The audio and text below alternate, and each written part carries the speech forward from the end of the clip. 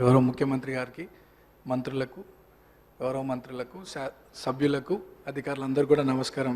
speaker sir, first time మాట్లాడుతున్నందుకు చాలా హ్యాపీగా feel అవుతూ మీకు ధన్యవాదాలు తెలియజేస్తూ, గత 2 సంవత్సరాల క్రితం ఇదే సభలో గౌరవ ముఖ్యమంత్రి గారు ఒకానొక సందర్భంలో పేరు ప్రస్తావించడం, 2 సంవత్సరాల లోపే ఇక్కడ ఈ సభలో తోటి సభ్యుడిగా రావడం చాలా అదృష్టంగా, గౌరవంగా భావిస్తూ అధ్యక్ష, మా సామాన్య కుటుంబం నుండి వచ్చినటువంటి నాకు ప్రజాసేవ కల్పించే అవకాశం కల్పించినటువంటి మా ముఖ్యమంత్రి గారికి, కాంగ్రెస్ పార్టీ పెద్దలకు ఈ అవకాశాన్ని స్వాగతిస్తూ మా ప్రాంత ప్రజలందరూ కూడా నన్ను ఆశీర్వదించి సభకు పంపించడం వల్ల అందరికీ కూడా మనసారా కృతజ్ఞతలు తెలియజేస్తూ, సార్ ఈ సభలో మాట్లాడే ప్రతి మాట, ప్రతి అంశం కూడా ప్రజల జీవితాలతో ముడిపడింది కాబట్టి సభ గౌరవిస్తూ, సభ మర్యాదలను పాటిస్తూ ముందుకు సాగుతానని, మా ప్రాంత ప్రజల యొక్క సమస్యలు పరిష్కరించడానికి గౌరవ ముఖ్యమంత్రి గారి ఆశీస్సులతో, సలహాలు, సూచనలతో మా ప్రాంత ప్రజల సమస్యలు పరిష్కరిస్తూ వారి సంక్షేమ అభివృద్ధి కోసం సాగుతాను ముందుకి,